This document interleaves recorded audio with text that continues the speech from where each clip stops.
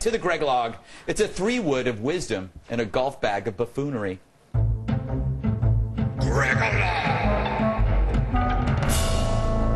So Nicole Polizzi, the pint-sized pasta pooper known as Snooki, will be paid $32 grand by Rutgers University to speak at New Jersey's largest college. And yes, they have colleges. The inverse candy corn was booked by a student-run group using money from the mandatory student activity fee. Now, some might find this outrageous. How dare you pay that sum of cash to a pumpkin full of sherbet when you could get someone like Toni Morrison? I disagree. I believe the Snook is an inspired choice. Once you consider the pablum students have endured in the past, like Paul Krugman, a miserable wretch possessing the humor of sheetrock, or that mad tingler Chris Matthews. Then there's Alec Baldwin, Christiane Amanpour, Face the Nation moderator Bob Schieffer, U.S. Securities and Exchange Commission Chair Mary Shapiro, and, of course, Rachel Maddow. My favorite, Gustavo Esteva, who once spoke at the University of Vermont. He's a self-described Marxist, which means he really spoke truth to power that day. I bet the air was filled with spirited debate.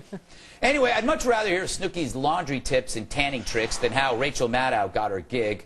My guest, be yourself. And out of all the names I rattled off, Snooki truly is an American tale of rags to riches.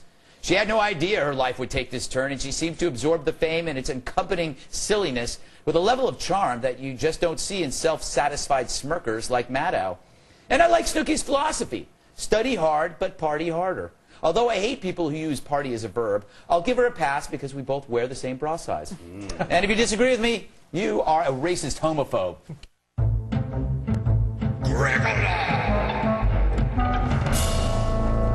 Dana, her events pack people in. Isn't this the free market works? The market will bear this cost, so why not? I think it's refreshing honesty. The college I went to paid Maya Angelou a large sum of money to recite I Rise in front of my class of largely mediocre individuals. So why not get a real mediocre individual who's actually made a living off of mediocrity? Yes. That's something that can be used. Students can aspire to tanning and doing laundry, and she turned tanning and laundry, Dean, into a $1 million empire.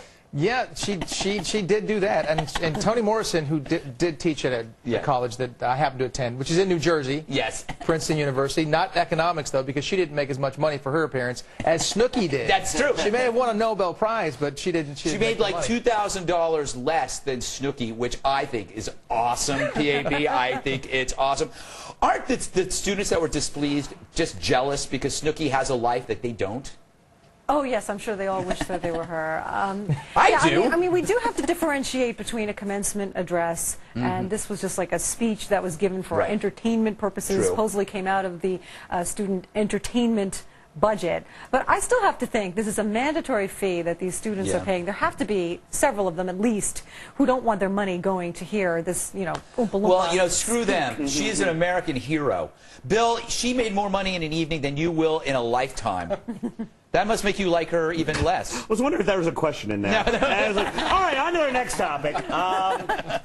I can't believe we're celebrating the fact that a Pulitzer Prize winner is making $2,000 less than a girl who's known solely for roofing herself.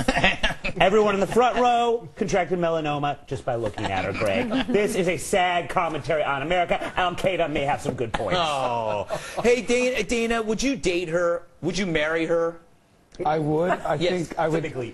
I've thought for a long time about starting a dairy in my old age. Yes. I think that Terrible. You're a terrible man. You're going to get more silicone than milk. I love her. I love her. All right.